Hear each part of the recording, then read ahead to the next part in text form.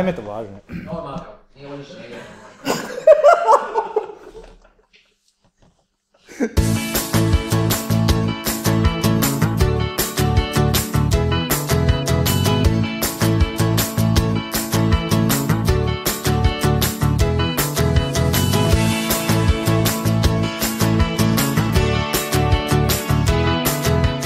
Som režisérom tejto divadelnej inscenácie a vybral som si ju preto, lebo ma zaujala už len samotným textom, ktorý autor napísal. Zdal sa mi veľmi pružný, veľmi zábavný, dynamický.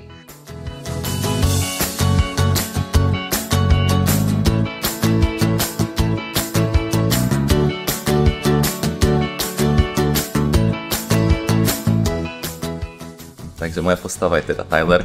No tak moja postava je vlastne ten Jack. Keď som sa prvýkrát pozrel na svojho hereckého kolegu, tak som si povedal, že my sme úžasná dvojka. Tyler je môj parťák.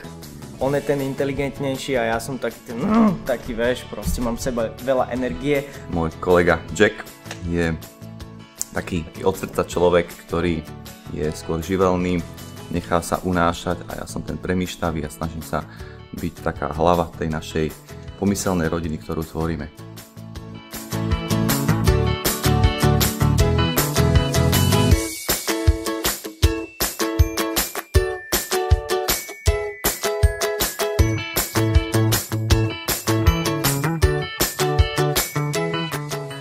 Moja postava je Marla, je to taká veľmi sebavedomá, ukecaná ženská, ktorá v podstate vo svojom záujme a takisto aj v záujme ostatných sa snaží hýbať tým dejom, keďže je veľmi ostrieľaná.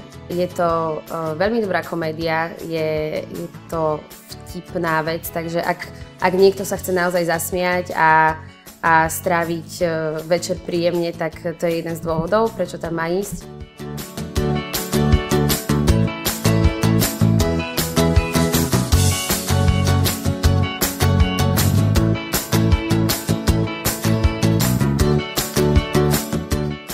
Ja v tejto hre hrám riaditeľa banky.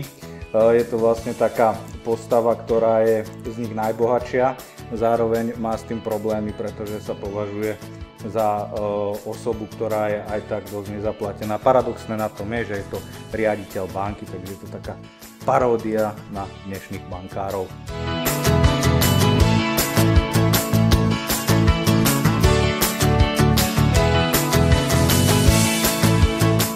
Je to mladá reportérka, ktorá je veľmi nadšená svojou prácou a všetko berie tak vážne a snaží sa byť čo najlepšie. Strašne sa teší z toho, že dostala nejakú príležitosť, že môže robiť reportáže o bankových lúpežiach, čo sú plné noviny.